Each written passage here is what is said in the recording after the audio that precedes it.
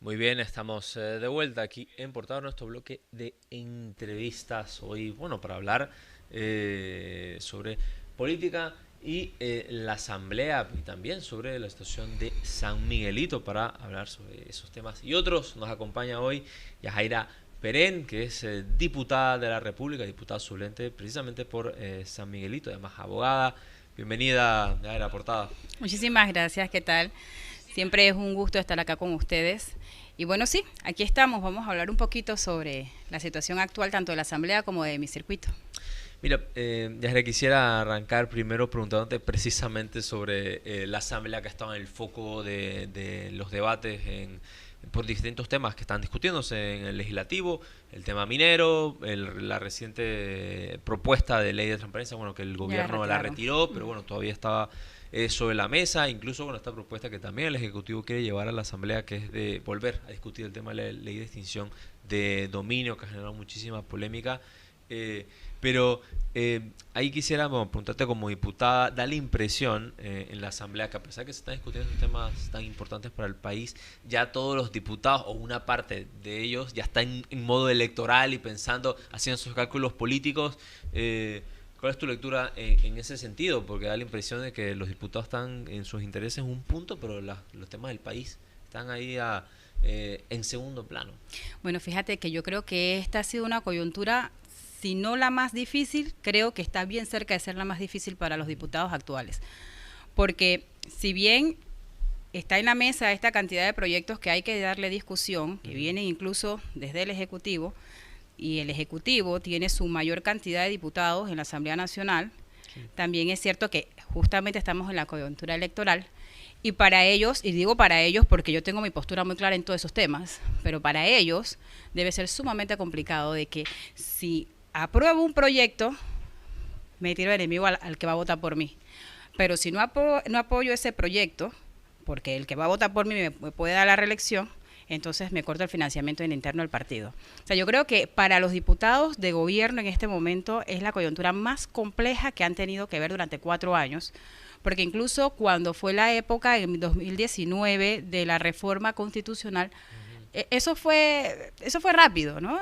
Estuvo súper convulsionado, incluso estaban fuera del periodo de sesiones, eso fue en el mes de noviembre, octubre, noviembre más o menos. Ujú. O sea, no se sentía tanta presión como la que tienen ahorita. Es que mi lectura en la actualidad es que ellos, y digo ellos porque te repito, nuestra Ujú. postura es vertical en este sentido, eh, creo que están enfrentando la mayor presión que han podido soportar durante 4 años porque no creo que sepan qué hacer. Ahora, al final todo, ya, porque estamos hablando de problemas nacionales y temas fundamentales. Entonces, digamos, toda esta discusión está salpicada por este tema político electoral. Prácticamente ya todo lo que entre ahora en la Asamblea va a estar dentro de esa dinámica, ¿no? Sí, definitivamente ellos todo lo que van a tratar de hacer va a ser en miras de qué puedo conseguir en el ejercicio de la actividad esta, en miras de lo que es mi reelección. Bueno, aunque hay diputados que no pueden reelegirse, hay varios que no salieron en primarias, entonces a los que sí salieron, pues este tema les debe generar bastante ruido, ¿no? Ahora, eso alimenta pues esta imagen que tiene la Asamblea, que es de acuerdo a varias encuestas, una de las instituciones más cuestionadas de las instituciones públicas.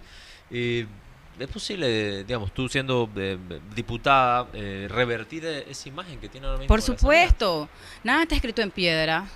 Yo creo que sí es un tema de voluntad, es un tema de definitivamente hacer renuncias a lo que yo quiero o yo espero para mí y empezar a pensar en lo que es mi país. Porque inclusive, mira, cuando tú escuchas a conciencia los debates de las comisiones, Ujú. todos, no puedo decir que ninguno, que hay dos, tres, todos dicen al final, mi circuito tal, porque es que mi circuito no ha recibido esto, porque o sea, no se han dado cuenta que ya no están en campaña, que no tienes que hablar solo de tu circuito, sino de todo un país, que tan importante es Darien como lo es Boca del Toro, que tanta delincuencia tiene un San Miguelito como la tiene Colón.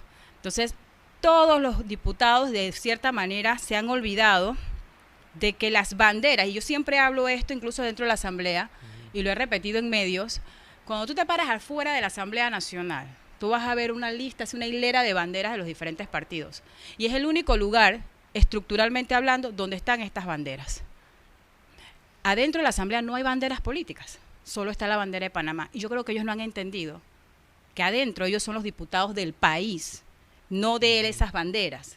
Entonces, cuando exista un grupo de personas que comprendan que somos diputados del país, que las banderas se quedan afuera, que son para el adorno de la estructura, que no es lo que tienes que enarbolar allá adentro, sino es la justicia social, sino es la paz de tu país, sino es el progreso del mismo, la promulgación de proyectos de ley que beneficie a todo un conjunto, o a la mayor cantidad, porque es mentira que todo el país va a estar contento, ¿no? Pero a la mayor cantidad, que beneficie realmente a la República. Cuando eso se entienda, creo que vamos a tener un mejor país. Así que sí es revertible.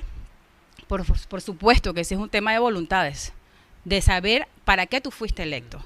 Claro, pero también está esta dinámica de que los diputados efectivamente, como lo mencionas, son nacional, pero también tienen esta relación con lo circuital. Entonces al final los diputados tienen esta figura son como unos representantes casi en el fondo, que no deberían, ¿no? Porque al final están atendiendo, bueno, vamos a resolver que falta una vereda, que falta...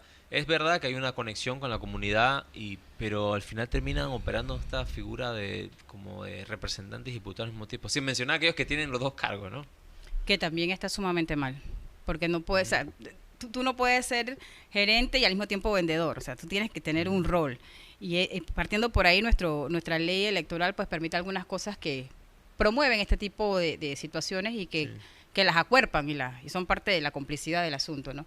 Bueno, mira, ahí es un tema ya un poquito más profundo, porque la ciudadanía en su cultura cree que el diputado tiene que estar en la comunidad. Yo leo, y yo soy muy lectora de las redes sociales, más de la noticia, sino de la reacción de quienes comentan, y la gente dice, es que más nunca te vimos por acá. Es que no lo tienes que ver, tú lo tienes que ver en la televisión, y tú tienes que exigir que en la televisión esa persona, o en los medios de comunicación, esa persona dé los proyectos de ley que se necesitan. Tú al que tienes que ver es al representante, y yo nunca he leído a alguien que diga, yo no he visto un representante en mi corregimiento. Entonces, ¿qué pasa? La ciudadanía de cierta forma ha sido cómplice de la sinvergüenzura de las juntas comunales, porque tú no le exiges a las juntas comunales, y es ahí donde está el recurso.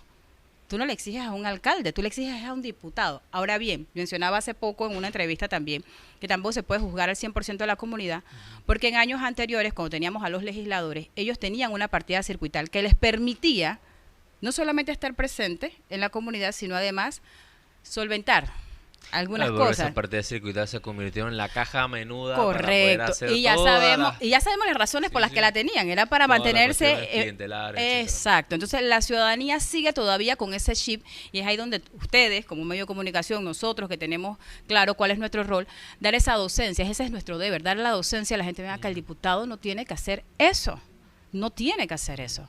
Ese es el representante, ese es el alcalde. Son ellos los que tienen que estar pendientes a esa vereda, a esos lugares donde hay estos desplomes de tierra y demás, los derrumbes.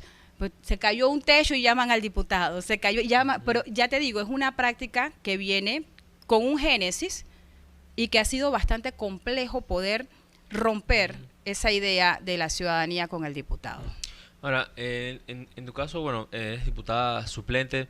¿Cómo es esta dinámica con el tema de la diputación suplente? O sea, ¿tú tienes algunos espacios específicos o tienes que estar...? Porque entiendo que para participar debe estar habilitado por el principal. ¿Eso limita un poco la participación o eso cómo lo gestionas? Hiciste 3 preguntas en una, te cuento. Según el reglamento interno, yo tengo voz, pero no tengo voto. Entonces, el RORRI dice claramente, yo puedo ir a cualquiera de las actividades que haga la Asamblea Nacional, simplemente no puedo votar. Yo puedo pedir la palabra como diputada porque fui electa, tan electa como el principal. Claro. Que en la papeleta sale el nombre del principal y el nombre del suplente. O sea que tenemos la misma responsabilidad constitucional y los mismos derechos constitucionales. Ahora bien, el reglamento... Yo hice hace mucho tiempo un estudio de lo que era la Asamblea Nacional y por qué se genera ese grifo para cerrar algunas cosas del diputado suplente. Y es que hace mucho tiempo, 1930 por allá, los suplentes le pasaban por encima a los principales. Y entonces en el reglamento interno lo que hicieron fue ajustar eso, porque ponte que tú eras mi suplente y yo no había llegado todavía venía retrasada, lo que fuese, y cuando yo llegaba ya estás tú sentado hablando cosas que ni siquiera era lo que habíamos coordinado que íbamos a hablar, porque creo que de ahí radica todo. O sea, la comunicación que debe haber entre el principal y suplente debe ser una sola. Entonces, para evitar que estas cosas se dieran, el reglamento interno crea la figura de la habilitación. Y ojo, la habilitación no es solamente un documento de Panamá. A nivel de toda la región, ellos utilizan figuras similares para que el diputado suplente tenga como ciertos límites y no pase por encima del principal. ¿Cómo es la dinámica? Hablo por Yajaira Pérez, no sé mis otros colegas cómo lo harán. Nosotros acá, yo estoy siempre, te digo, muy pendiente de las redes, muy pendiente de lo que pasa, tenemos un canal. Si no estoy en la asamblea, estoy pendiente del canal de la Asamblea Nacional, converso con mi principal, a veces él, sin que yo le escriba o le llame, él me llama y me dice, mira, está pasando esto y esto y esto, y bueno, ahí tomamos a veces decisiones juntos, a veces diferimos, a veces tiene una postura y es lo más normal, yo tengo otra, pero tratamos siempre de que la decisión que se tome en cuanto a postura sea una sola y que sea la que más beneficie pues a la ciudadanía. He estado en comisiones, he estado habilitada también cuando él ha tenido que salir del país por temas personales o temas políticos y nada, es comunicación. Ahora, hay colegas que sí sé por voz de ellos mismos o los estudios que he hecho de las otras asambleas que no cuentan con esa comunicación, que tienen pésima relación con sus diputados principales, no saben ni siquiera quiénes son las personas que trabajan dentro del despacho, porque nunca se les toma en cuenta ni siquiera para las contrataciones. Ese no es mi caso, yo tengo que ser bien honesta, cuando han contratado personas, mi principal sí me ha llamado, siéntate, vamos a la entrevista, conversa con ellos, yo conozco a las personas, es más, han habido decisiones que se toman que yo le digo, mira, esa persona no, por esto, esto y esto, y efectivamente toman en consideración eso. Pero es un tema ya de relación con tu principal. Sí. Ahora mismo ya estamos en el periodo electoral, ya tú has manifestado que quieres buscar una curul como principal, pero en este caso tú estabas corriendo inicialmente con la coalición Vamos, ahora vas por otro camino. ¿Cómo se prepara Yajaira Perén para esa disputa electoral con un archipiélago de propuestas, no solamente de San Miguelito, en todo el país, de libre postulación, pero también de partidos políticos? Ojalá fuera un archipiélago de propuestas.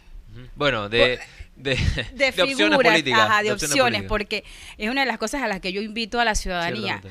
Siéntese y pregúntele. Reciba a todos los candidatos en su casa, pero pregúntele propuestas en materia de esto, aquello, o sea, lo que usted ha visto dentro de su circuito, de su corregimiento, a ver qué le dice. Porque personas, candidatos, hay muchísimos. Es más, cuando corrieron por la libre postulación eran alrededor de 60 y algo, 63, 64 más o menos, de candidatos. Pero si tú te sentabas 10 minutos con ellos, tú te das cuenta que no tenían absolutamente nada claro en su cerebro de lo que iban a hacer. Entonces, es más, yo conocí candidatos a diputados que no sabían cuál era el rol de un diputado. Y por eso la ciudadanía tiene que estar clara de que no es darle el voto o la firma o el apoyo a una persona porque, ay, es que se ve bien, es que es bien guapa, es que es bien guapo, es que su perfume me gusta, porque he escuchado todas esas cosas. Es más allá de eso, tú vas a sentar 5 años a una persona, ya sea en una curula, en una junta comunal o en una alcaldía, para que administre la cosa pública. ¿Cómo lo va a administrar? Entonces, la responsabilidad también es de la ciudadanía de entender de que esto es un tema muy serio, esto no es poner a la gente ahí solamente para que salga en la foto. Entonces, sí hay competencia y San Miguelito siempre ha sido un circuito bien codiciado, pero hay 7 oportunidades, yo apelo a una de ellas.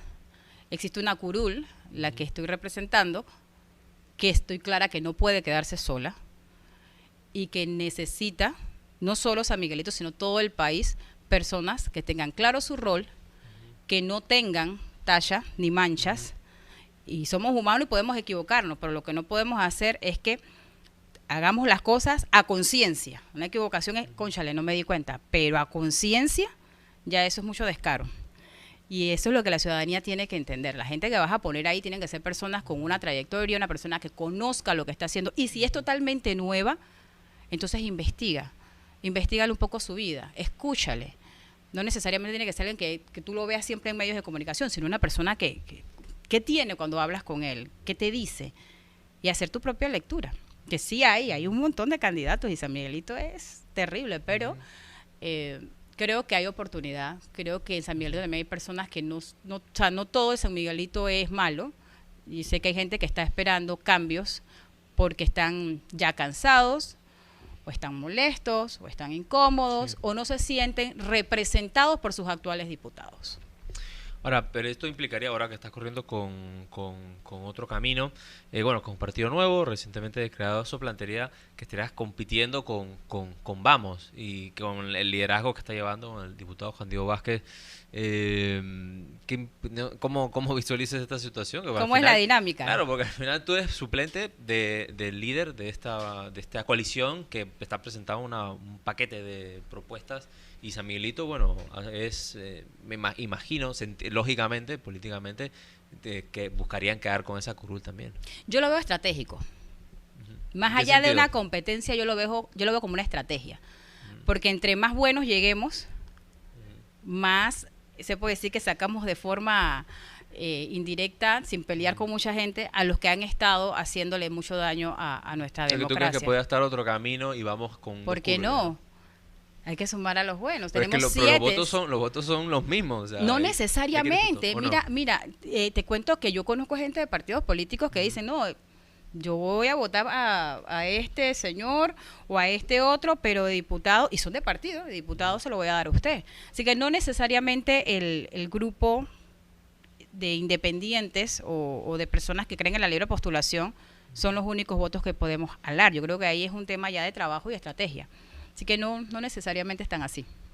Ahora, pero tengo una pregunta sobre eso, pero ahora voy más adelante. Quisiera preguntarte con este tema de los partidos políticos, porque ahí se ha establecido una dinámica, una discusión, que hay que ver si tiene sustento o no, pero bueno, existe, de las posturas de los partidos y antipartidos, ¿no? Entonces, digamos, el movimiento Otro Camino, inicialmente con el señor Lombana, que casualmente también le pregunté lo mismo cuando estuvo por acá, era que él fue el tercero más votado y con un discurso que planteaba una crítica muy dura a los partidos políticos. Después él establece su partido con las razones que planteó, pero esa discusión sigue en curso, ¿no? De cómo tú crees que eso va a afectar esta nueva elección, de este tema de una postura, por ejemplo, en varios sectores de Vamos, por un ejemplo, pero de otros de libre postulación plantean este discurso antipartidos directamente.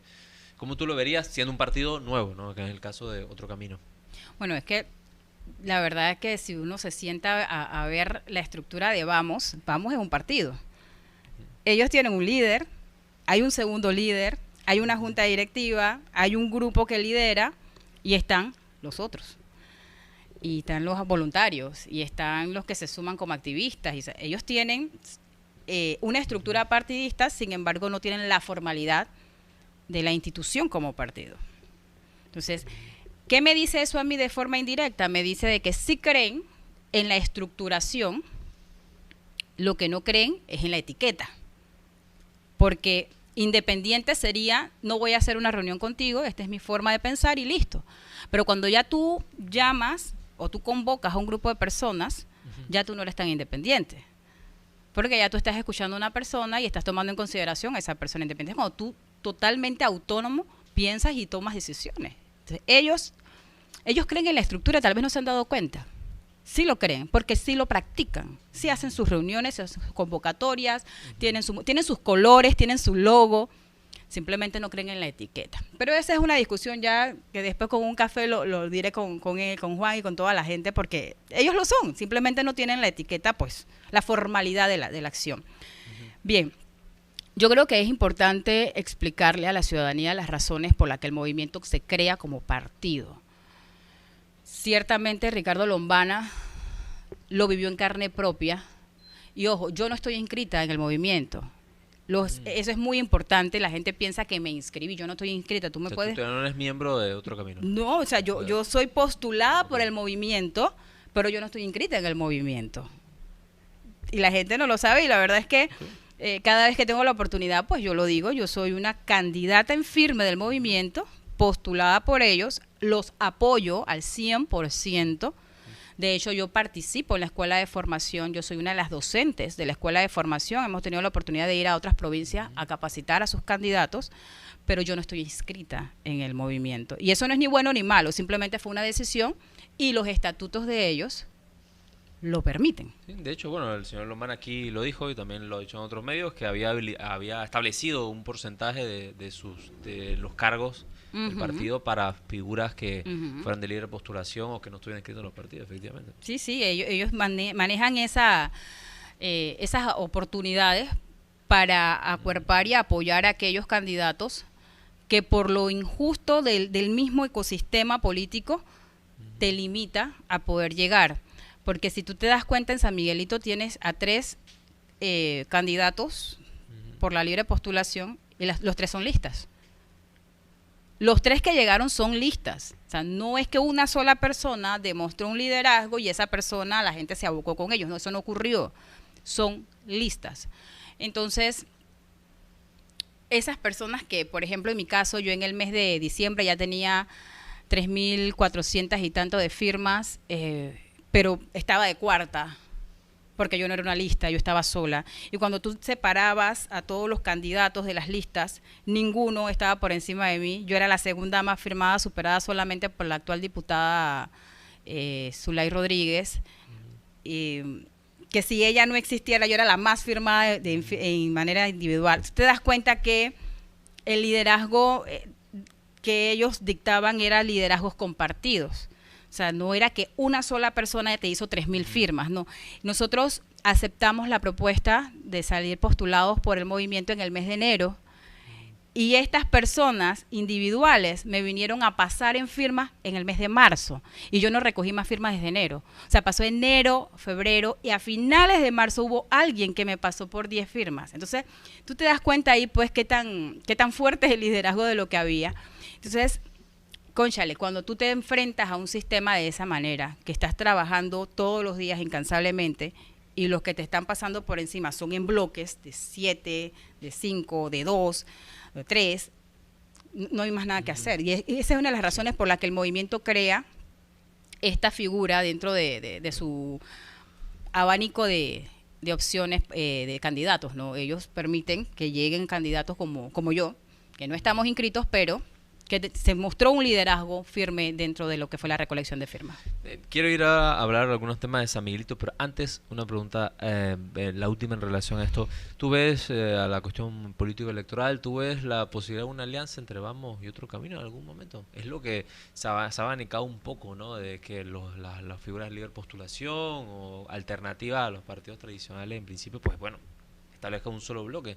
¿Lo ves posible para la próxima elección o Es que cuando no ves hablamos de viable? alianzas, se habla entre partidos. La misma ley no nos permite alianzas con movimientos que no están debidamente etiquetados como partido. Así que alianzas como tal, no es viable porque la ley no nos lo permite. Ahora, el apoyo que la coalición le pueda dar a tal o cual candidato a presidente, yo creo, desde mi perspectiva, no voy a hablar por ellos, yo creo que no existe dentro del abanico de opciones presidenciales una figura con la que ellos compartan más ideales que Ricardo Lombana, a mi parecer.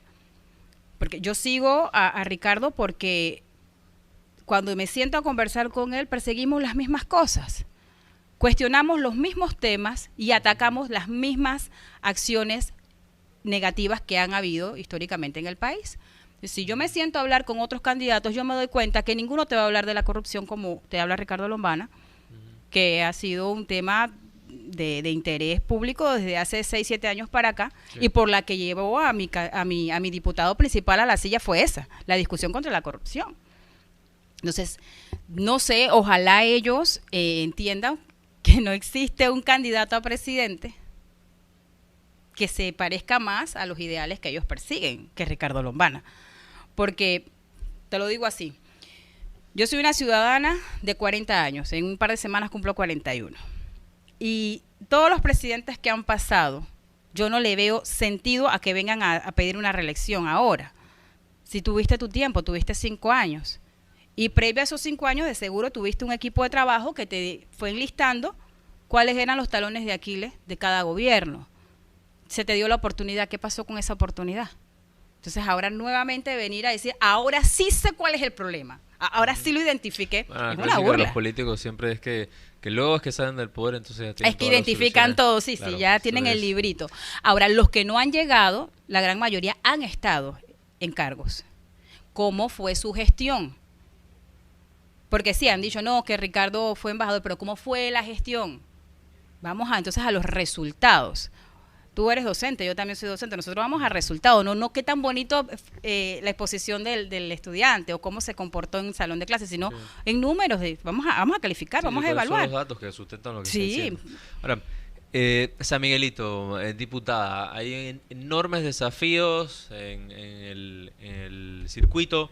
Hay el problema de la inseguridad, el problema de la basura. Es verdad que muchas de esas cosas tienen que ver con el tema del caldicio, del gobierno central, pero bueno, los diputados, las comunidades demandan esas necesidades. eh, ¿Cómo plantea ahora, diputada, en su propuesta para el próximo año enfrentar esos desafíos, además de los retos nacionales? ¿Cómo lo visualizan? yo creo que San Miguelito, al igual que casi todas las provincias de Panamá, su mayor problema no es ni en lo que mencionaste ni lo otro. O sea, no es inseguridad ni el tema generalizado que se maneja. Ujú. Ese es como la punta del iceberg. El problema que tenemos realmente es el desempleo. Si tú mantienes a una población ocupada, tú no vas a tener delincuentes en la calle. O los que van a ver van a ser pequeños en proporción de cantidades. He trabajado pensando mucho sobre el tema de la generación de empleos, Ujú. porque cuando tú tienes una población ocupada, tienes una población que se siente útil, una población que está haciendo algo honroso, lleva su propio sustento a su hogar, tú generas sentido de pertenencia en la población. Y de cierta manera tú vas a hacer que ellos valoren lo que tienen. Ojo, esto va también ligado a la educación, así que también tenemos ciertas propuestas en materia de educación como docente y como madre. He estado viendo algunos proyectos también en materia de educación, el fortalecimiento de los valores desde las escuelas, el fortalecimiento de lo que es la cultura para crear una conciencia mayor en la ciudadanía. Pero sí voy a proponer varias cositas, pero en materia laboral, para rescatar a ese poco de gente ociosa que anda por ahí y que se mantengan ocupadas y que se genere ese sentido de pertenencia y que se sientan útiles, que puedan generar ingresos, que los saquen de las calles.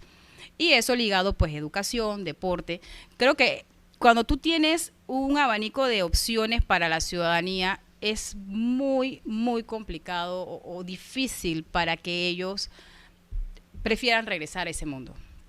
O sea, no es agarrar a las personas y meterlas presas por meterlas presas. ¿Qué vas a hacer con ellos allá adentro?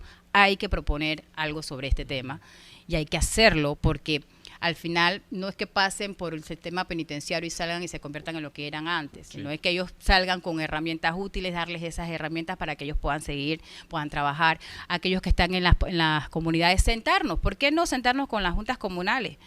A ver, ¿qué tienes tú para esto? Bueno, yo tengo esto, yo voy a presentar esto en la asamblea. Diputada, por ahí viene esta discusión que ha estado sobre la mesa, digamos, que se ha visto a nivel de presidentes, ¿no? Esta idea de que yo no me alío con fulano porque fulano tiene esta cola de paja y el otro tal. Bueno, es verdad que eso es un periodo preelectoral, pero bueno, y ya están las autoridades electas.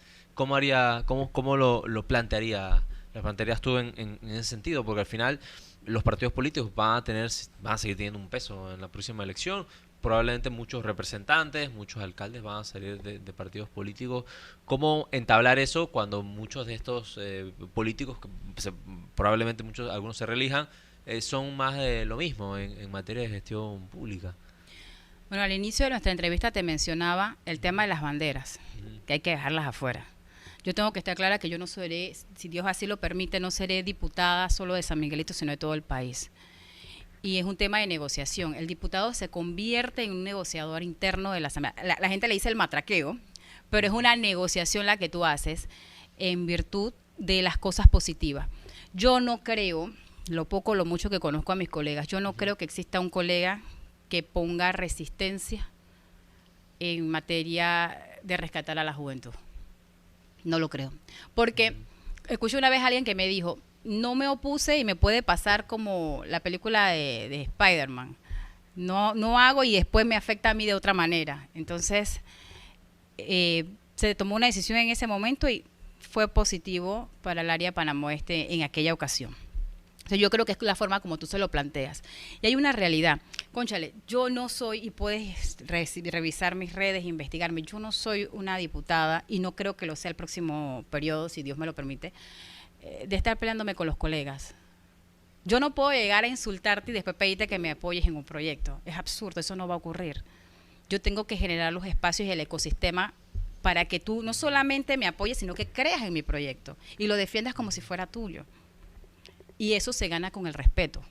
Ahora, diputada, es verdad, efectivamente, de hecho hemos discutido aquí con otros ex diputados y legisladores esa dinámica particular de la Asamblea Nacional, pero también de los órganos parlamentarios en cualquier país. Pero se ha planteado este discurso o este planteamiento político que dice, bueno, yo no voy a pactar con corruptos, yo no voy a negociar con X figura política, y digamos, como principio puede tener sentido, pero en la dinámica no funciona. Complicaría, digamos, ese tipo de negociaciones para impulsar normativas que en algunos casos pueden ser positivas en general.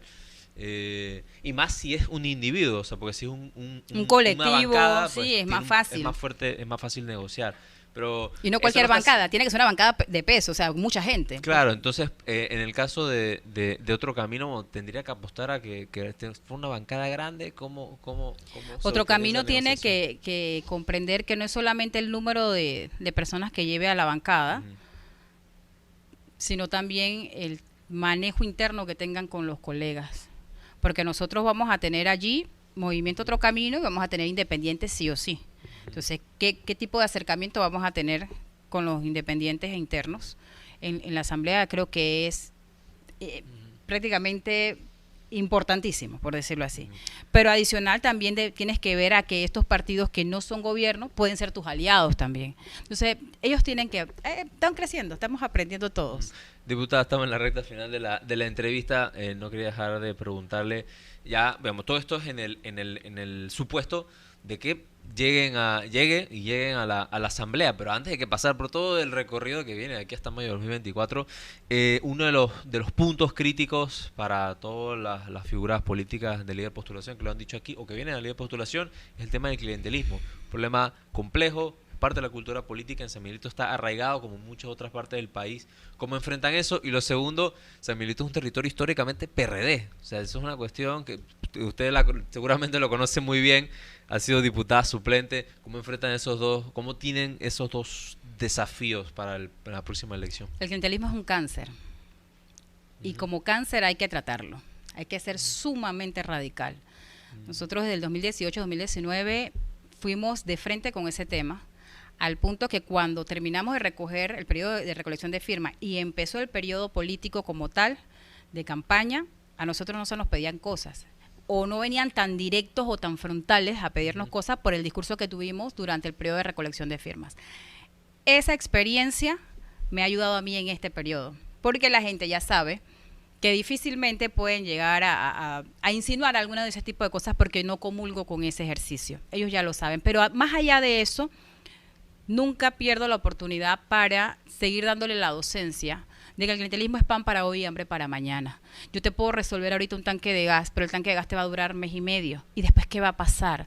No me exijas $5 para un tanque de gas. Exígeme proyectos de ley que te permitan pagar tu propio tanque de gas. Eso es lo que me tienes que exigir. Y trato siempre, desde el más pequeño hasta el más adulto, de explicarle lo que hace el clientelismo en nuestra democracia, que por cierto, feliz día de la democracia hoy, lo que hace en el ejercicio de la democracia esto, te vuelve dependiente de mí. O sea, no estamos en el periodo de la esclavitud. Si no tienes tus propias herramientas, te vuelves dependiente del líder que está en ejercicio. Entonces, él es leal porque crees en el proyecto de esta persona o porque te da dinero. Entonces, yo siempre trato de utilizar esos espacios, los veo como oportunidades, no como un reto, sino como una oportunidad. Y cada vez que puedo, hablo sobre este tema porque esto hay que erradicarlo y la única forma es a través de la docencia. No es peleándome con la persona y decirle, eres un parásito, eres aquí. No, esto generar muros no va a resolver el problema. Hay que crear los puentes y explicarle a estas personas en ese trayecto del puente la necesidad que hay de que ellos desteten esa condición de clientelista. Es un reto, por supuesto. Yo lo veo como una oportunidad. Diputada, y con el tema del oficialismo que está haciendo unos cálculos políticos dentro de San Miguelito, ¿cómo estaría Ah, bueno para enfrentar eso? ya ganamos una vez de forma inesperada. Yo Y sé, además se están haciendo unas alianzas, bueno, ya estamos viendo que en teoría son impensadas, eso lo hemos discutido en el programa, entre comillas impensadas, porque al final parecía que no hay ninguna diferencia ideológica de fondo que permita que no se alíen unos con otros, ¿no? sí, sí, San Miguelito, y al igual que muchos sectores del país, Mm, eh, tienen un reto en ese sentido. Pero ya te digo, ya ganamos una vez. Ojo, los fenómenos no son repetibles. sí. El liderazgo no se transfiere, el liderazgo se construye. Pero como te lo mencionaba unos minutos anteriores, son 7 curules, hay oportunidades y por muy territorio tal que yo siempre enseño cuando doy temas de diplomado en política, no existe territorio de nadie. Hay que conquistar tus espacios y hay que hacerlo de forma inteligente. La gente se siente, y lo digo con mucha propiedad, la gente se siente responsable de un voto y nadie les ha hecho ver que en la urna el voto es secreto, señores. El voto es secreto y eso fue lo que pasó en el 2019.